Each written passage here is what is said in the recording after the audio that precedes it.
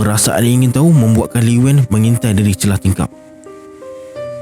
Ya, nampak jelas perempuan tadi bergerak dengan tak jenjakkan kaki ke tanah. Perlahan-lahan dia mendekati terumpan merah tadi dan menyarungkan kakinya. Sebelum dia berlalu pergi, dia menoleh ke arah Li Wen yang tengah bersembunyi itu.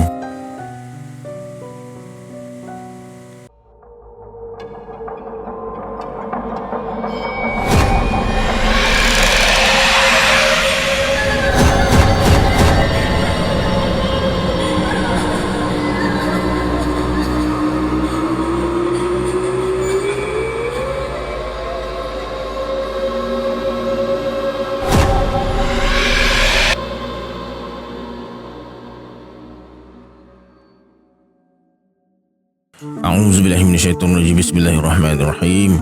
Assalamualaikum semua, kembali lagi bersama saya Syarul. Baiklah, dalam video kali ini saya akan kongsikan dua kisah rabak seram nukilan Miss Panda bertajuk Hantu Tanglong dan Terompah Merah. Nak tahu cerita dia macam mana? Tonton video ni sampai habis. Bagi yang belum subscribe, sila subscribe sekarang dan jangan lupa tekan notification bell sekali. Macam biasa, sebelum saya mulakan kisah ni, kita baca selawat Nuril Mubin dulu sama-sama. Sallallahu Rabbuna ala Nuril Mubin Ahmad al-Mustafa Sayyidil Mursalin. Sallallahu Rabbuna ala Nuril Mubin Ahmad al-Mustafa Sayyidil Mursalin. Sallallahu Rabbuna ala Nuril Mubin Ahmad al-Mustafa Sayyidil Mursalin. Okey, tanpa membuang masa lagi, jom let's jump to rabak seram.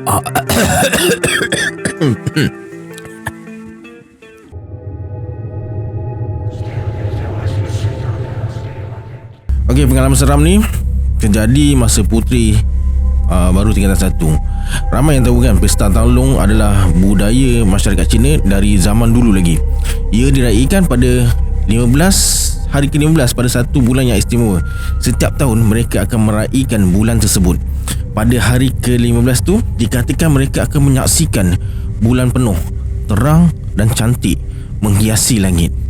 Pada zaman dulu, hanya kerabat diraja dan bangsawan je memiliki tanglong berhias berbagai bentuk dan cantik. Rakyat biasa cuma bawa tanglong kertas je. Kisah ni bermula masa puteri kena buat satu tanglong untuk pertandingan. Jadi dia kena bertanya jiran dia yang bernama Fanny. Ibu bapa Fanny ni agak moden sikit dan tak meraihkan apa-apa perayaan kecil selama mereka berjiran. Contohnya perayaan bulan hantu Hungry Ghost tu, Pesta Tanglong dan lain-lain lagi. Petang tu, macam biasa, Fanny main badminton depan rumah dengan abang dia. Puteri pula masa tu baru balik dari pasaraya dengan ibu dia. Fanny nampak puteri bawa tanglong plastik berbentuk ayam berwarna merah sebagai rujukan untuk buat tanglong sendiri nanti. Macam-macam bentuk ada. Fanny terus datang nak pegang tanglong puteri. Dia pujilah, cantik sangat tanglong tu. Rupa-rupanya dia teringin nak minta tanglong tu daripada mak dan ayah dia. Sejak kecil lagi dia cuma tengok anak orang lain main je. Dia pernah minta dekat ayah dia belikan tanglong bentuk arnab, tapi ayahnya marah, takut rumah terbakar kalau dicuai. Puteri pun ceritakan yang dia kena buat tanglong untuk pertandingan, tapi tak yakin dan tak pandai. Puteri suruhlah Fanny temankan dia buat sekali. Fanny punyalah gembira. Kemudian puteri minta izin daripada ayah dan mak Fanny ni, ajak Fanny datang ke rumah untuk tolong dia buat tanglong. Tapi mak Fanny tak benarkan, melainkan puteri yang datang ke rumah mereka. Puteri pun setujulah sebab ada kawan temankan dia siapkan tanglong tu. Pada malam tu, puteri keluar nak cari sekotak lilin yang tercicir dalam kereta. Masa tu dah dekat pukul 11 malam. Ruang tamu dah gelap sebab ahli keluarga puteri dah naik ke tingkat atas. Cuma ayah dia je yang masih duduk di atas sofa menghadap TV. Keluar dari kereta tu, puteri tertoleh ke rumah uncle Cina depan rumah dia. Rumah tu uncle Cina tu sewakan kepada seorang eksekutif kilang Hitachi berbangsa Jepun. Dia tinggal seorang dalam rumah tu. macam biasa, rumah tu akan nyalakan lampu dekat dalam bilik atas je. Bukan nak cerita tentang lelaki Jepun tu, tapi ada sesuatu yang menarik perhatian Putri depan rumah uncle tu. Ada deretan tanglung kertas berwarna merah tergantung di sepanjang tembok bawah bumbung rumah tu. Lama si Putri ni terpegun tengok. Mulut dia terlopong tengok tanglung-tanglung besar dan cantik tu. Api lilin bergerak-gerak bila tanglung berhayun ditiup angin. Wah, ini memang real klasik punya tanglung ni. Selalunya dia jumpa tanglung kertas guna mentol kecil tu, sah-sah pakai bateri dan atau elektrik kan. Tanglung ni memang guna lilin. Cantik sangat. Menyesal pula tak bawa turun handphone masa tu, kata Putri. Kalau tak, bolehlah nak snap gambar, simpan buat kenangan. Keesokan paginya, masa Putri nak ke sekolah dengan ibu dan adik-adik dia, Putri teringatkan tanglung dekat rumah depan tu. Rasa teruja nak tengok waktu siang. Dia pun berlarilah keluar rumah. Tanglung semua dah hilang. Rasa kecewa pula tak dapat nak rakam gambar semalam. Putri ceritakanlah pada ibu dia. Ibu dia kata mungkin orang Jepun tu simpan dalam rumah. Risaulah kalau hujan nanti, habislah lunyai tanglung tu. Betul juga kata ibu dia. Kemudian Putri hantar mesej pada Fanny, bagi tahu dia tentang tanglung uncle Jepun tu cantik. Klasik pula tu. Fanny pun ikut teruja sekali. Dia nak intai malam nanti dari bilik atas.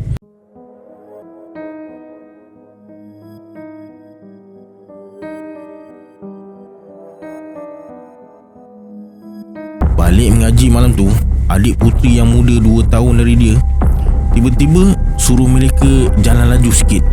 Selalunya mereka naik basikal ke surau, tapi basikal adik dia pula tayar pancit. Mereka berempat adik-beradik pakat jalan kaki. Jom kita lumba siapa sampai rumah dulu, kata adik Putri. Adik Putri ni pelik sikit. Dia jarang nak bercakap. Bila dia beria suruh buat sesuatu pada waktu malam, mereka jarang nak bantah. Sebab kelebihan dia ni senang nampak sesuatu yang orang lain tak nampak. Putri ni pun kadang-kadang dapat juga peluang tu, tapi tak sekerap adik dia. Hijab adik dia terbuka sejak umur 7 tahun lagi. Tak sempat nak berfikir apa. Tengok-tengok adik dia dah lari dulu. Disebabkan ada adik lelaki kecil masa tu, Putri pun berlari-lari anak je dekat belakang. Sampai dekat Seleko, adik lelaki dia yang tak padan dengan pendeknya terus pecut lari ikut kakak dia yang lain. Tinggallah Putri seorang-seorang dekat belakang. Dia pun jalanlah lengan kangkung, sebab selang 6 buah rumah dah sampai rumah mereka. Dari rumah hujung tempat dia berjalan tu, Putri nampak tanglung-tanglung bergantungan macam yang dia tengok semalam. Tapi kali ni ada orang berdiri dekat luar rumah. Seorang amo Cina berdiri sambil pegang tanglung kertas berwarna oranye dekat luar pagar. Dia berdiri menghadap rumah uncle Jepun tu. Putri rasa seronok lah dapat tengok tanglung kertas lagi malam tu. Sampai rumah nanti nak call Fanny lah, fikir dia masa tu. Masa sampai depan rumah Fanny tu, jarak Putri dan amo cantik tu cuma 3-4 meter je. Perasaan tu nak je tegur, nak ucap hai ke apa kan, nak tanya juga kakak tu dah panggil uncle Jepun ke belum. Timbul perasaan nak pegang tanglung tu sekejap. Punyalah excited masa tu, tapi rasa macam berat je mulut. Bukan sebab malu, entah kenapa ada satu aura seram tiba-tiba datang. Malam tu berangin agak kencang juga. Tanda-tanda sekejap lagi hujan nak turun. Yang peliknya, tanglung-tanglung yang tergantung tu berayun tak macam ditiup angin kencang. Tanglung dekat tangan amo cantik tu pun tak bergerak langsung. Dengan pakaian ala-ala zaman dinasti Han, Putri anggap je lah dia berbangsa Cina. Mungkin malam tu ada pesta tanglung dengan pertandingan pakaian tercantik. Cuba berhusnuzon. Walaupun perasaan berdebar tu datang berulang kali. Putri pun membelok ke kanan. Tiba-tiba amo tu palingkan muka. Dari tepi dia menjeling Putri. Sikit-sikit dia senyum. Mungkin dia penat menunggu dengan pakaian tebal tu. Mesti rimas kakak ni, fikir Putri. Senyuman dia nampak sinis, macam tak mesra. Atau dia menyampah bila Putri perhatikan dia terlalu lama. Putri balas senyumannya, lalu masuk ke dalam pagar. Jantung dah berdebar-debar. Boleh pula masa nak buka pintu tu, dia bayangkan amo tu ada dekat belakang dia, nak cekik dia. Tak tahu kenapa, Putri rasakan dia bukan manusia masa tu.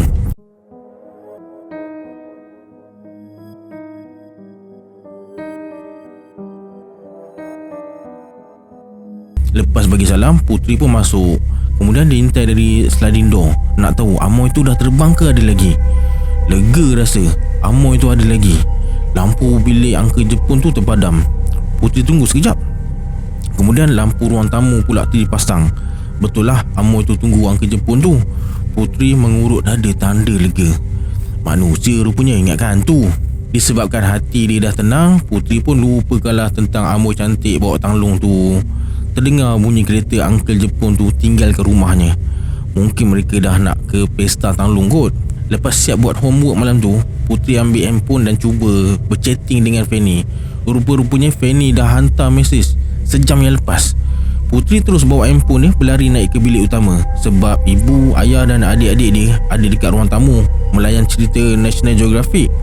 Cuma adik ketiga dia je yang ada dekat bilik atas. Fanny pesan supaya jangan tengok rumah depan tu. Puteri pun baring sambil ceritakan pengalaman dia masa balik mengaji tadi. Tapi ada sesuatu yang pelik dengan mesej Fanny tu. Dia beritahu malam ni dia tidur dengan neneknya sebab dia takut. Puteri cuba call Fanny tapi handphonenya dah dimatikan. Mesej yang dia hantar lambat pula Puteri baca. Dah tidur agaknya, kata si Puteri. Nak tahu mesej apa yang Fanny hantar?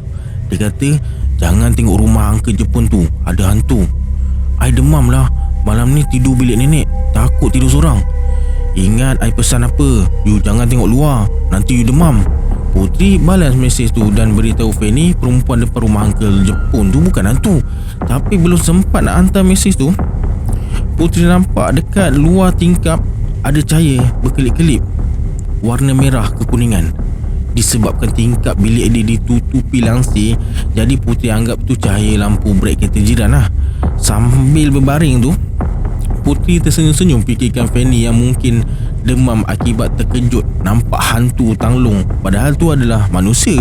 Cuma solekan Amoy tu agak keterlaluan sikit. Keningnya berbentuk bulan sabit dan halus lukisannya. Foundation tebal dan putih pucat. Bibirnya nipis berincu merah dan berkilat, macam nak naik pentas opera Cina tu.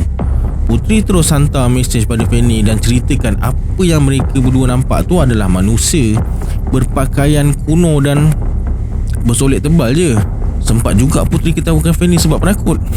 Baru Puteri nak turun dari katil nak ke bilik air, pandangan mata dia tertumpu pada cahaya merah kekuningan dekat luar tingkap.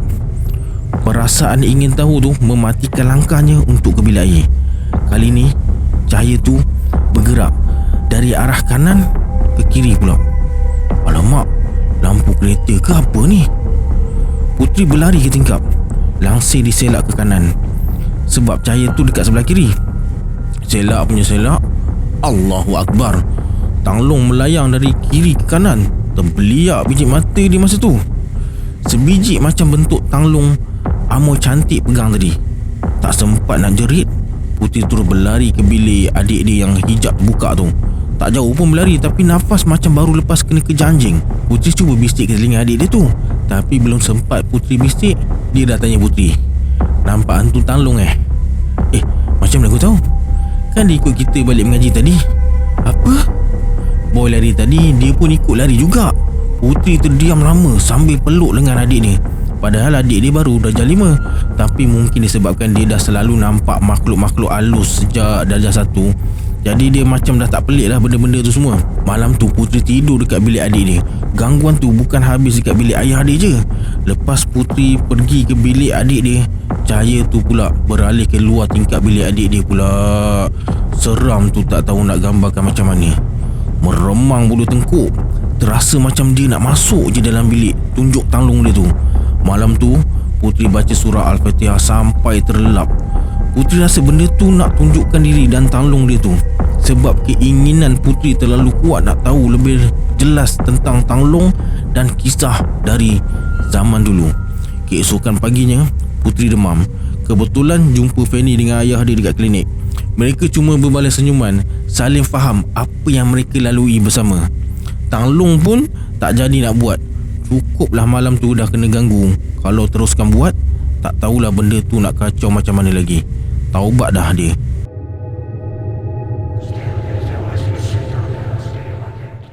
Okey, kisah kedua ni tentang dua sahabat berlainan bangsa jumpa hantu Cina.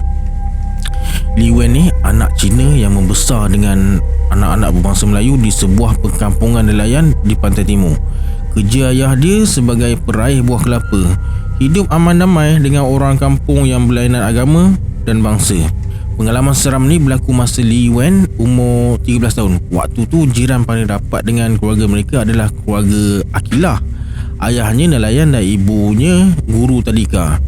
Mereka sebaya dan Li Wen suka ikut Akilah pergi mengaji dekat rumah Tok Mirah di simpang keluar nak ke pekan. Li Wen rasa itulah detik paling seronok boleh dapat keluar lepas makan malam hingga habis mengaji, baru balik.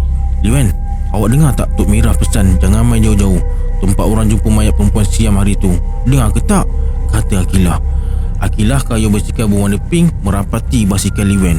Masa tu mereka berdua menyusuri kebun kelapa sekitar pukul 10 malam. Li Wen hanya diamkan diri sebab dia merasakan ada sesuatu yang ekori mereka. Sejak tinggalkan rumah Tok Mirah lagi, terasa ada sepasang mata sedang perhatikan mereka. Waktu tu mereka yang terakhir tinggalkan rumah Tok Mirah. Tak dapat dijelaskan macam mana perasaan masa tu. Cuma terasa seram sejuk satu badan. Lutut pun terasa getar. Tapi Li Wen terpaksa layan Akilah yang suka bercakap sepanjang jalan. Wen, sakit tekak ke? Diam je. Penat Akilah cakap seorang-seorang. Akilah masih boleh bercakap kuat. Kayu basikal yang lebih tinggi dari dia tanpa sikit pun rasa mengah. Berbeza dengan Li Wen, masa tu terasa nafas dah tersangkut. Lutut lemah. Badan sejuk menggigil bila sepanjang jalan tu dia terdengar suara burung hantu. Ayah Li Wen cakap kalau ada bunyi burung hantu tu salah satu petanda ada roh tak aman yang berada di sekitar kita. Muka mula dah dibasahi peluh. Tapak tangan semakin basah. Tapi kan Wen, ayah cakap awak ada masa boleh ambil mayat perempuan tu. Awak buat apa? Akilah buka pula kisah perempuan siam yang mati dekat pantai tu. Li Wen mula rasa risau kalau roh perempuan tu datang mengganggu. Akilah, awak diam boleh tak? Ceritalah esok siang, saya sakit perut ni. Macam biasa, bila hati berdebar dan perasaan takut tu datang, perut pun mula buat hal nak cari bilik air. Tunggu siang, saya pula lupa nak tanya apa. Awak ni kenapa laju sangat? Nampak hantu ke? Alamak, Akilah keluar soalan macam tu pula. Li Wen kayuh lebih pantas dari Akilah. Kalau boleh nak cepat sampai ke rumah. Masa tu barulah dengar suara Akilah termengah-mengah kejar dia dari belakang. Sampai di hujung kebun sebelum tiba ke jalan tah, Li Wen perlahankan kayuhan. Nyaris basikal Akilah nak langgar dari belakang. Kenapa? Ada hantu ke? Li Wen menoleh bagi jelingan paling tajam pada Akilah, harap dia berhenti dari sebut perkataan hantu tu. Seingat Li Wen, orang Melayu selalu pesan jangan sebut hantu waktu malam. Muskil juga dia, Akilah ni Melayu ke bukan? Sampai dekat bawah pokok kelapa paling dekat dengan jalan tar tu, satu sosok tubuh perempuan bersandar dengan kepalanya tertunduk. Rambut depan separas bahu menutupi wajahnya. Lutut memang dah mula lembik. Li Wen turun dari basikal, diikuti Akilah yang masih tercengang-cengang dia. Sosok tu berada di sebelah kanan mereka. Walaupun remah-remah malam, Li Wen dapat lihat keadaan tubuh badannya yang sempurna. Cuma kakinya tak kelihatan sebab dia pakai kain hitam labuh sampai ke tanah. Li Wen tepuk bahu Akilah berulang kali. Tak. Berat nak sebut apa yang dia nampak. Akilah menoleh ke pokok kelapa kemudian pandang Li Wen. Nampak tak? Akilah mengiling. Ada kakak berdiri dekat situ. Akilah menoleh lagi. Li Wen tahu Akilah tak nampak apa yang dia nampak. Perempuan yang menyorokkan wajahnya tu menunding jari telunjuknya ke arah Li Wen. Dah kenapa? Tak sempat nak cakap apa pun, Li Wen terus melompat atas palang basikal dan kayuh selaju mungkin. Dia tinggalkan Akilah jauh 20 meter ke belakang. Sambil mengayuh tu sempat lagi menoleh sebab risau kalau ada yang menumpang balik. Akilah pula terjerit-jerit dengan sumpah seranahnya yang berbakul-bakul. Sampai depan rumah, Li Wen biarkan basikal terbaring atas tanah, basuh kaki, tangan dan muka dekat luar rumah. Li Wen, kenapa basikal Akilah berat sangat ni? Macam bawa anak lembu. Aduh. Tercungap-cungap suara Akilah. Dia sampai lepas Li Wen siap basuh muka. Li Wen cuba sorok perasaan gementar depan Akilah. Selalunya sebelum berpisah, mereka akan ucap bye dulu. Li Wen pun toleh ke arah Akilah sebelum masuk ke rumah. Terbuntang mata dia. Akilah, Suara Li Wen tergetar-getar bila terpandang kakak tadi bonceng basikal Akilah. Dia duduk menghadap ke sebelah kiri, dekat sangat dengan Li Wen. Kedua kakinya putih pucat. Seluruh wajah kakak tu Li Wen tak nampak dengan jelas sebab keadaannya masih sama macam dia nampak tadi. Wajahnya ditutupi seluruh rambut depannya. Kali ni perempuan tu hulurkan tapak tangannya macam minta sesuatu. Apa yang dia nak?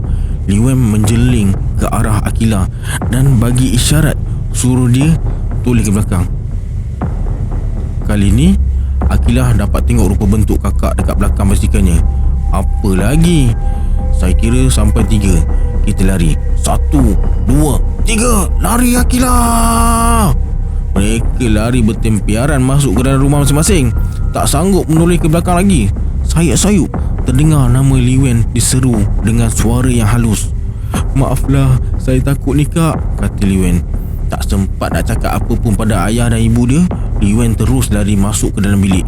Mak dia mula membebel. Li Wen biarkan mak dia letik dekat luar bilik. Terbayang wajah Akilah. Macam mana keadaan dia sekarang? Li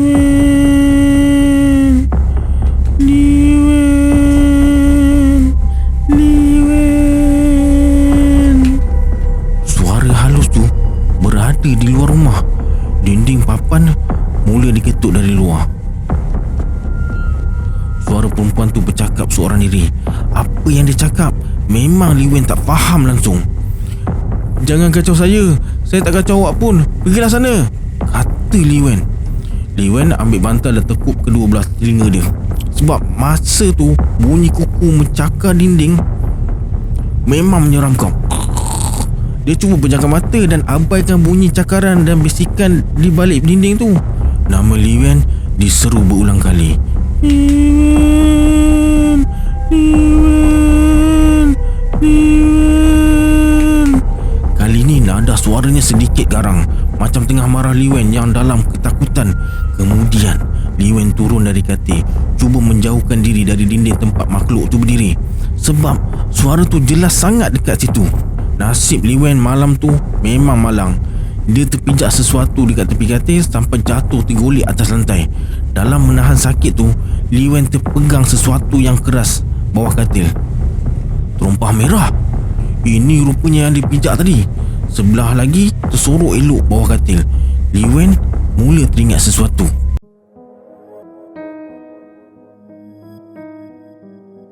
Li Wen ke jeti cari ayah dia yang tengah pilih hasil tangkapan pakcik-pakcik nelayan tu, ikan segar untuk dimasak malam tu.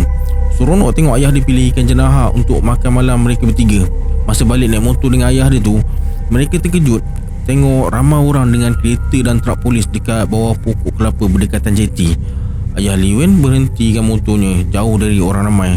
Dah tentu ayah dia pun nak tahu apa yang berlaku. "Li Wen, jangan ikut. Tunggu sampai ayah datang," kata ayah dia. Apa yang ramai sangat berkumpul tu Li Wen tak pasti. Disebabkan rasa bosan, Li Wen pun beralih ke pokok lain dengan mengutip batu-batu cantik untuk dijadikan stok batu seremban. Masa itulah dia terjumpa sepasang terompah merah yang cantik. Teruja sangat tengok terompah kayu tu. Timbul perasaan nak bawa balik dan simpan sebagai koleksi. Ada kesan pasir dan sedikit basah pada terompah tu. Li Wen pun tepuk-tepuk dulu sebelum dimasukkan ke dalam beg kain yang memang dia akan bawa ke mana saja. Sampai dekat rumah, dia basuh dalam sinki dekat dalam bilik air. Air yang mengalir dari terompah berwarna merah tu jadi macam darah. Tapi Li Wen ingat mungkin tu warna dari cat terompah tu.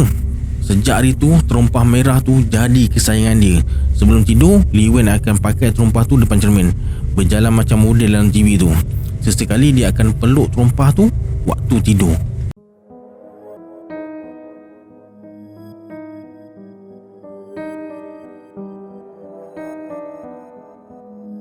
Ini terompah kakak tu ke? Sebab terompah tu dijumpa berdekatan dengan mayat perempuan tu. Berdiri tegak bulu roma dia. Tap tap tap. Bunyi cermin naku diketuk dari luar. Nampak bayang perempuan tadi berdiri dan pandang ke dalam bilik ikut jelahan cermin naku yang tak ditutup rapat.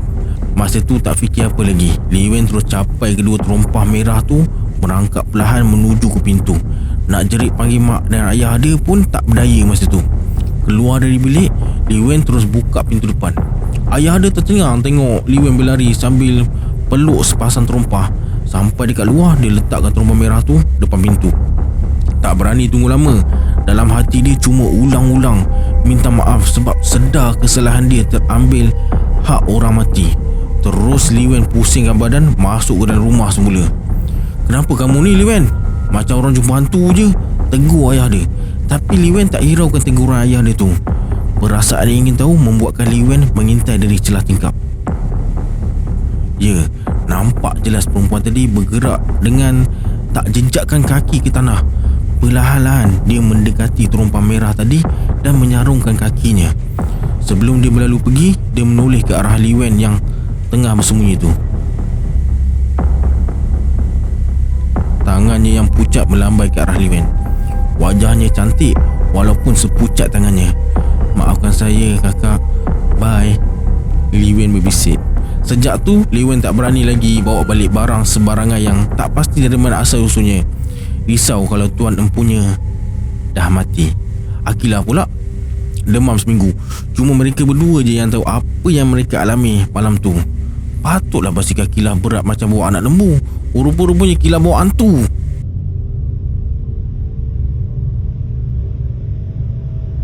Okey, itu dia 2 kisah rabat seram daripada Cik Panda kita. Kalau anda ada kisah seram dan nak saya buatkan video macam ni, sila hantarkan email kepada saya. Baiklah, jangan lupa subscribe, like dan share channel ni. Kita berjumpa di video akan datang. Saya Syarul. Assalamualaikum. Adios.